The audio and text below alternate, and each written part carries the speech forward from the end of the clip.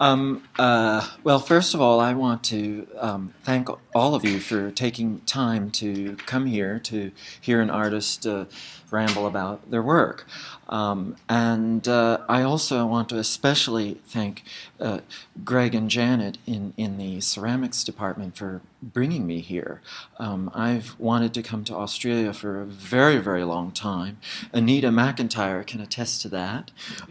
And Janet and Greg made that dream come true. It's very difficult. It was very difficult for me to come here, but it has been very much worth it. I've had a chance to interact with some of you in the ceramics studio. After the lecture, if you have questions, I would love to talk with you. It's been good to not have a formal role in the ceramics department because it's allowed me to focus on my work. But in a way, it's been sort of like passing a dessert buffet because I really enjoy interacting with people who have decided to work in the medium that I have chosen to work in. If there are questions during this lecture, I strongly encourage you to either just speak out or raise your hand or whatever. I like questions. It suggests to me that you're not sleeping. This type of forum is not ideal for two-way communication, but as much as possible, please know that I welcome it. Chances are, if you have a question, someone else has the same question. So it would be very good for you to break the ice and ask. I just want to thank you from the bottom of my heart for all you have done to allow me to be here. I was born in the New York area, and I went to school in the South, and I did not study at the famous ceramics schools in the United States. I went to a liberal arts uni. I did everything I could to avoid becoming an artist because I knew that it would be extremely difficult, and I was prescient in that sense. Then I went to Research University, not unlike the ANU for my graduate studies, but it was not known for ceramics. One of the things that I liked about that uni is it was non-compartmentalized. While I did work in the ceramics studio, the faculty and the students were not tied to one specific area. My thesis committee consisted of 2 painters and a printmaker and the ceramics professor as well. But he was in a very tertiary role. I think this is why my work is different. Because I have had to sort of figure out a whole lot of things in my own way, and that was very, very difficult because I did not come out of school with the imprimatur of Alfred University or Cranbrook or the University of California at Davis. But at the same time, in the long run, it's been good because I think, my work is different from the graduates of those wonderful institutions. This is the type of work that I'm very well known for, these circular mandala forms. And they are carved out of large chunks of clay. Those of you who endured my arduous workshop a month ago saw me do one. This, by the way, is the reverse side of this. I tend to glaze them differently on each side. I don't want a front and a back. And this one is unglazed. Here's a detail shot. I've been exploring this carving technique for years, and every once in a while I'll make discoveries. And in recent years I've given myself permission to be off-center. It certainly matches my personality. These are made from the leavings of one of the carved wheels. The wheels are carved on 2 sides. I call the ones that are carved on one side discs. This was fused together in a wood fire kiln. The ash forms a glaze that fused it together. A lot of my work is broken and damaged, and when I made pottery I was unable to embrace that. But in sculpture I've actually found the breaks and cracks, if I approve of them, to be interesting and sort of opening up the forms somehow in an important way. And sometimes I've literally dropped the pieces on purpose to really destroy them and then put them back together. This one was fired. It's two pieces that were originally one larger piece, one was fired in a wood kiln and the other one was fired in an electric kiln. And I called it Synergy. It's a larger piece. I have scale on most of these on the bottom, and it's metric, which was a little bit of a challenge for a dumb American. Here you can see, again, my interest in, I remember noticing this even as an undergraduate, that I had this need and desire for perfection and symmetry, but then this other alternative desire to not have it. It's a real push and pull. This is the reverse side of the same piece. The sources of this work are varied. These are Neolithic jades from China. These are called B or P discs, P-I-B-I, and they were buried with the dead.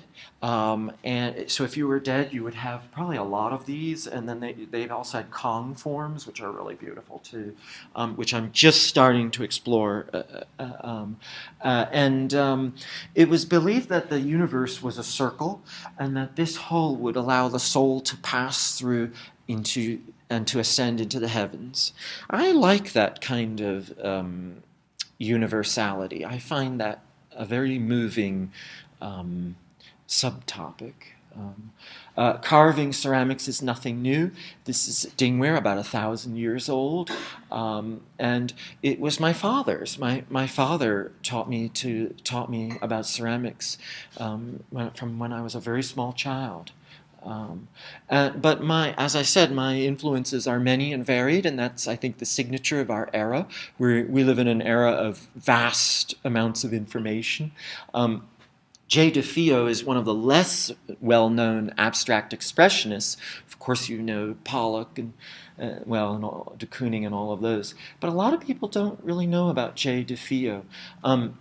This piece on the right is her signature piece, the Rose. It took her 8 years to make it. It weighs over 1,000 kilograms, and yet it's a painting. It has an incredible story behind it, but because I have to keep this moving, I won't go into it. But it's fascinating and it's inspiring to me for obvious reasons, but also because it was an arduous labor. You'll see that a couple of times that I'm a big I have great admiration for effort and labor. This is Lee Bontecou. She was the toast of the town on the cover of Time magazine in the late 60s. She was represented by Leo Castelli, which was the most prestigious gallery of contemporary art in New York. But she got really grossed out and fed up by the, how shall I say, the less desirable elements of the art world. And I certainly have seen that and understand it. And so she became a recluse for 30 years. And in 2000, she was coaxed by MoMA to exhibit some of her work. They had a little catalog in the thing, with the exhibit. And there was a picture of her studio, and there were ceramic teapots in her studio. So she's one of us. I'm very sensitive to that, to this apartheid of media in the art world, where painting is somehow deemed superior to other media. I think it's bullshit. Those little planetoid things in there are porcelain. So she's ours. And I'm very inspired by her, because women in this era had to be better than the men. And, Lee and Jay fit that mold. And ceramists have to be better, to get any kind of recognition. Charles Rolfs, again, my eclectic interests, the arts and crafts movement, a movement away from industry and production. Any of you who've spent time with me know how disgusted I am with big business and corporations and how they've contaminated the United States and even the world. So I'm very, I love this earlier movement that had similar goals. This was fired in a wood kiln. This is another labor piece. Adelaide Robineau is probably the most important ceramist of European descent in the United States. And people talk about Peter Voulkos, but really Adelaide Robineau is the one, you know. And again, another woman, just like Lee Bontecou and Jay DeFeo.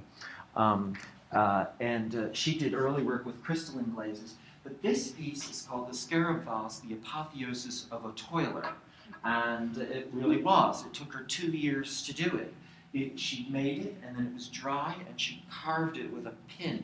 And after 8-hour sessions every day, she had half a thimbleful of dust on her table. And there are wonderful stories about this. It was a difficult, the firing was very challenging. I don't want to get into that because I want to keep this moving. But anyway, that is inspiring to me. And when I think about what the women in my family were doing in 1908 to 1910, it's an inspiration to me that she was able to be an artist. It's hard as a man to be an artist. I can't imagine what it was to be an artist in 1908 as a woman in America, in the United States. Again, this is steel and ceramic. I made it, and you can see the influence of the decorative arts. Again, the apartheid, decorative, it's horrible. Well, bullshit. This is the door of Cologne Cathedral, the door handle. I love this idea. I mean, I love the Bauhaus. I don't want to get into trouble there. I love the Bauhaus and Christopher Dresser and, all of these amazing people. But, sometimes ornament is wonderful. And why can't something functional be aesthetically better designed than this?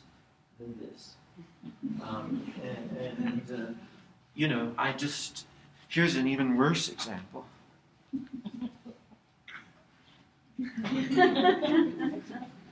It's not necessary. The Bauhaus taught us that, and the centuries before. Well, my undergraduate uni work was at the College of William and Mary, which is a university. It's not a high school, and it's the second oldest college in the United States. 1693 it was founded. Thomas Jefferson went there, George Washington, many, many great people. John Stewart went there, and Glenn Close, in my day. Williamsburg was the colonial capital of Virginia, and it was restored in the 1920s and 30s by John D. Rockefeller Jr., and so we were living in a museum. And in these buildings, I got to see these gorgeous pieces of furniture that really were sculpture, in my opinion, often unsigned, but very sculptural. So this was a little bit in homage to those pieces that I saw in Williamsburg, Virginia. This is oversized, and it's all ceramic. It's not wood. When I was at Princeton, one of the professors there applauded he said it was very daring of me to include this image in my lecture. But, the decorative arts are of great interest to me. In terms of ceramics, this is one of my heroes, Hans Koper, who used the potter's wheel not to make pottery, but to make form. That is a wonderful idea. Of course, you can make pottery on the wheel, but it doesn't have to be pottery. Although technically this could be considered a vase. But it's assembled from thrown forms. Anyone who's worked in clay knows how impossible this is to have this narrow thing. It's believed there is a metal rod in these forms. I haven't broken one open to see. Lucy Reed, they often call Hans Koper her student, and she said, no, he's not my student. He is younger, but he's my colleague. They both escaped conservative regimes in Central Europe before World War II. Conservatism is not very good for the arts. This was a watershed exhibition for me. I had a very difficult start. I worked for $7 an hour for the Parks and Recreation, teaching pottery. I got very good at teaching people how to throw in a very short time, because if I didn't, I would lose my income. Of course, we didn't have health benefits. But this was a real breakthrough. I got to have my work in the Metropolitan Museum. Museum of Art. And amongst all my heroes, there's Toshiko Takeza, there's Lucy Reed, there's Hans Koper, Ursula Morley Price, and this is a Japanese artist who I do not know the name of. Shame on me. And how did that happen? It happened from this man, Jack Leonard Larson. Are any fiber people here? So do you know about it? Of course you do. Jack Leonard Larson is the dean of the studio textile movement after World War II. And he's a great supporter of the arts and crafts in particular. There on the left, you'll see his textiles, very architectural, just fabulous. And there's one of my pieces. I have wonderful anecdotes about him. He's very pompous and impossible, but I love him because he has the stuff to back it up with. When you have as much as he does, you can get away with it. I admire him deeply. Here's just some more forms. Glass. I wanted to do glass here, but it didn't work out. I didn't talk to Greg and Janet about this, but I had wanted to do a little bit of casting here. But I didn't really know before I got here that was a possibility. And it's amazing what you've got here with all these different media. Where I teach, we don't have textiles and glass and jewelry and furniture. You're so lucky. Grab it. You're so lucky before they do more cuts and follow another bad American habit of cutting the arts. This was a first for me where I dry carved like Adelaide Robineau did. I did this at the end of a symposium when I was running out of time and couldn't work with wet clay anymore. I'm very interested in the senses, and this is Wolfgang Leib, Milkstone. This is a perfectly sculpted piece of marble with a slight depression in it, and there's milk on top. And the meniscus of the milk, the stone is carved in such a way that the meniscus of the milk lines up perfectly with the edge of this marble. And everyone wants to touch it when the guard isn't looking at them. This woman and me too. And it didn't smell. They must have changed it often. It was in the museum at Toyota City. If you ever get to go there, go there. It's the most beautiful museum it's the most beautiful modern museum I've ever seen in my life. Same architect renovated the Museum of Modern Art, but it ain't the same. So see, these are sort of like, I talked about the senses, and this is sort of a trumpet form, but it's also, you can hear better with it, and maybe see better. How large was that one? That one is small. A lot of, that one doesn't have size on it, I'm sorry. This is a scholar's rock at the Nelson Atkins.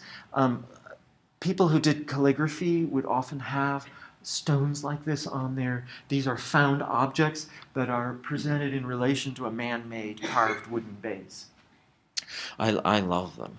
And this is a piece that I made with perhaps a similar sensibility. Very small. I'm also interested in line. And here are some artists who I've admired. And here's some of my linear work. These again are made from the leavings of my work. My parents were thrifty, and I am too. And it served me well before I got my job at a uni, because I sure didn't have any money. This is actually a luster glaze. I'm very interested in grouping pieces.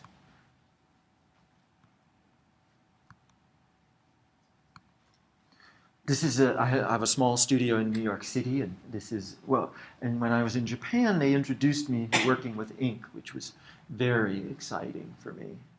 Of course, I did it in my completely different way. As Anne said, I'm very interested in installations, and many of my early ones are not documented, but this one is fairly early, and it is documented. This was made at the Kohler Company in Sheboygan, Wisconsin. Ruth Kohler, the great-granddaughter of the founder of the Kohler Plumbing Factory, set up a program where 4 artists in her 6,000-man factory, are invited to work there. 2 work in the iron and 2 work with slip. So you have slip on demand. And so I spent 4 months building these blocks. And they are held together with gravity. They're not touching those pillars, but I wanted to integrate my work with the architecture. Are they solid blocks? No, well, the littlest ones are, but they're cast and hollow and heavy. Good question. And here, one side of them is carved, but they're cast. And there are many different sizes, 2 by 2 by 2, by 4. This is inches, I'm sorry, I can't translate. 6, 8, 12, 16, and the largest ones are 2 by 2 by 24. The night before, well, I spent 4 months making these. They helped me drag them all in with heavy equipment. And I was there at 10:30 at night, and Ruth was scheduled to visit me at 8 in the morning. So I wasn't sure what I was going to do, and around 3 o'clock in the morning, I finally figured out that this is what I wanted to do. And it was very exciting. It's all counterbalanced. You know, it's all counterbalanced.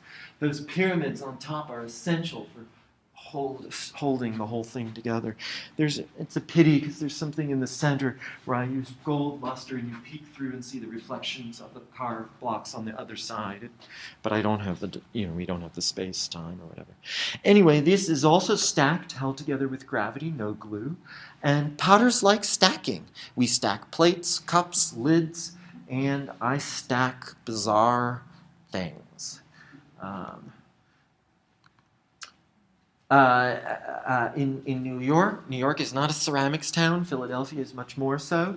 We have the Dia Foundation, which is an extremely snooty foundation, which is devoted to exhibiting the work of about 10 artists only. And you'll never see ceramics there, except they commissioned Jorge Pardo to make this ceramic tile floor, which has since been destroyed when the Dia moved. Now they're moving back in, but I don't know what they did with the floor.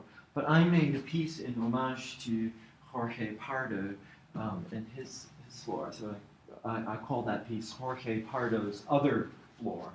And this was first exhibited at the Shine Joseph Museum at Alfred University. That show was called 4 Times, and it included a text. Very often with my exhibits and installations, I'll include a text because I love reading and I love thinking, and I like people to realize that my work is not really about C-forms. And these texts really help redirect people's thought patterns. This text is from Booker T. Washington's autobiography called Up From Slavery, in which he described his ascent from a slave to the president of a distinguished university that hosted 2 presidential visits. And this passage describes him basically begging for admission to the school that enabled him to get his education, that enabled him to move up. And he showed up at this institution after a 3-month walk with no bathing. And he had a hard time convincing them to let him in. And he cleaned a classroom 4 times, and the teacher finally said, "I guess you will do to enter this institution." That kind of dedication and perseverance is inspiring to me. So I named the whole exhibit 4 times. Make a mistake once, it's a mistake. Make it 4 times, and it's no longer a mistake. I've used that in my carving often. This is a bronze that I did, and I see you have bronze here too. This was a very exciting project for me. It took 2 years, and oh my gosh, the people who commissioned it, I just love them. I have stories and stories to tell about them. I did this at Talix, the famous foundry north of New York City. I made it in clay, and they translated it into bronze with a lot of my hands-on support. Here it is finished. It's gold electroplate on the edges of each flute, and one side of each flute is green and the other side is blue. So as you move and walk, it changes. I wish I had once made a video of it. It was an amazing experiment. This was in China, and there's this crazy town called Fuping in the middle of nowhere, where this amazing, brilliant man had this idea of building museums for almost every country in the world, including what they call their Australasia or something like that.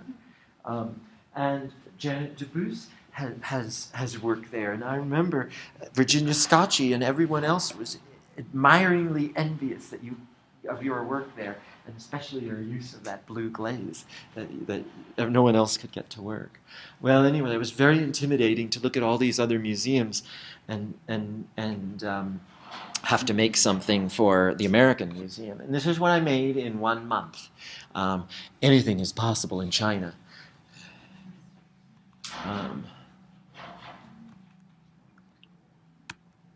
Presumably you've co-opted. Cast and carved. Okay, and you've had assistance. Absolutely, absolutely. But I worked the hardest. Well, there was one assistant, Mr. Go. I don't pronounce his name right, but he was. Oh gosh, he was just. Oh, I have stories I could tell about him. He was very dedicated, and yeah, I smoked while I was in China because it was one of the few things we could do together to sort of communicate, and then I had to stop again when I left because I think cigarettes are vile. They're corporate. Those hand-rolled ones, that's lovely. Now, I'm not referring to the marijuana ones. Now, this was another really breakthrough exhibit. This was at the Museum of Modern Art's experimental annex, which is called Ps1 Museum, which was a school, public school #1. And they converted it into this experimental art space. And 4 ceramists were included in this show, and this was the first time, and as far as I know, the only time that ceramics was included at PS1. So this was a huge thing. MoMA hates ceramics. The Museum of Modern Art hates it. Fang Bui was the curator of this exhibition, and he curated that collection of 12 objects that I made. What I did with him is I tried to show him as much as possible of my work, and I wanted him to pick. And so these are the pieces. And he and I talked about installing it this way. I really like my curators to take charge. I make, they present. This was an exhibit that I had, I think this was in 2006. And an artist who I'll talk about later, she and I papered this entire floor, and I created this ink drawing on the entire floor. I guess it's about 10 meters square. It took 3 days to create this paper painting on the floor, and it took me about 2 hours to do the painting. Everything in this show is broken. So the show was called Fault, and it was in 2006, and it was my response after the second time that George Bush stole an election in a so-called democracy. It was my response to what I saw and see as a broken system. And this painting, I turned the lights off and closed my eyes and just with abandon. The text that I included with it was from Lady Chatterley's Lover. It's a fabulous book. The sex part is great too. This is a passage where he's sort of lamenting the dehumanization of human beings through the mechanization of the mines in England. I see a similar thing happening with technology with us. How many of us are addicted to our electronic devices? I'm guilty of that. I think it's horrible. And in this case, I was specifically referring to there's documented evidence that the Republicans, a political party in the United States, altered election results because these electronic voting machines were riggable. At Princeton University, they did a demonstration showing that the voting machines, they could change the results without any evidence showing. I hope that's been corrected. I know there was a commission that looked into that. New York State, thankfully, still has the old machines. This is a fake picture that they wanted. I did it in the dark. Here are some of the broken pieces. That was glass, ceramic, And then this is another exhibit. And in the back, you can see that collection of work that Fang Bui curated. And I decided to make it into a piece because I felt it was very important. And I call it Fang's Table. And those are the pieces that were at PS1. This is called Chinese. In China, instead of bubble wrap, they use rope. And I thought it was very beautiful. So I never unpacked that piece. And then this is probably, well, this was an exhibit that I had at the Dom Museum, and they had a 15-year retrospective show, and they commissioned an installation. And this is just stuff from the retrospective show. And here is the installation. This is probably the most important piece that I've ever made, the text is from Coretta Scott King's book, My Life with Martin Luther King Jr., in which and this passage is where she's describing Martin Luther King's I Have a Dream speech on the Mall in Washington, D.C., when 250,000 Americans came to the government and said, this is not working. This is broken.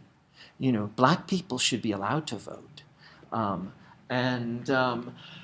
know, I made this in 2009, sort of in response to the election of Barack Obama, who was the great hope.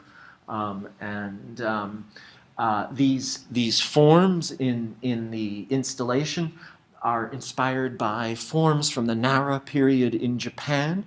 At that time, in Japan, it was a very turbulent time. There was political upheaval and unrest. Things were going very, very badly. And so the empress, an empress there, her name was Shotoku. I'm not pronouncing that right. I've never heard it pronounced properly. She commissioned 1 million pagodas that are not identical to these, but mine are influenced by them. She commissioned 1 million of them. Hers were in wood, and they were more identical. Mine are more varied. And she divided them up into groups of 10 and installed them at 10 temples, 100,000 each. And she did this as an act of atonement towards the gods, that maybe times would be better for Japan. Well, and it worked. Japan is better than, had better periods after that. Well, this was sort of she also had Buddhist scriptures inside each cone. And so this was sort of my offering to the country that I love, that I'm very unhappy with in terms of its governance and politics. This was the curator, Tom Pichet. I could not have done this installation without the help of many people, including Mr. Pichet, who was just, he was amazing. Yeah.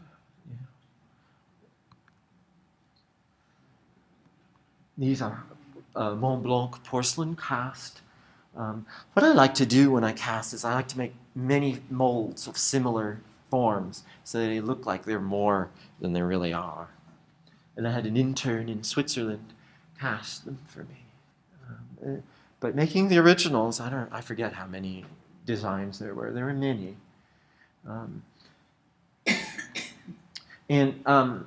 Out in the foyer, I've put a few of these pagodas under a pedestal. A couple of them are going into the drill gallery collection. And after the lecture, feel free to have a look at them.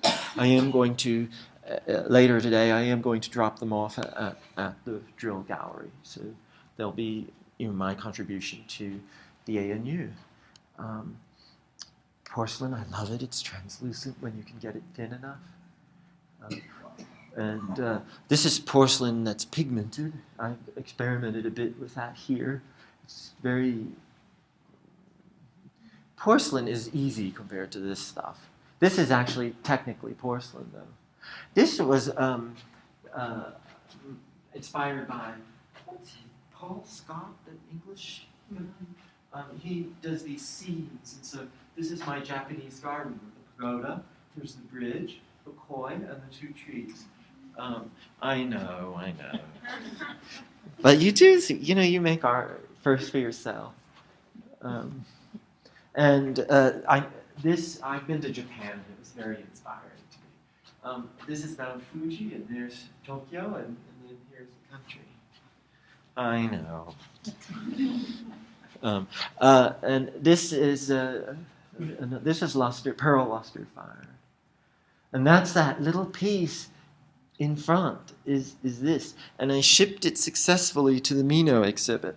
Didn't get a prize, unfortunately. No one who wasn't Korean or Japanese got a prize in this last show, and the catalog was horrendous.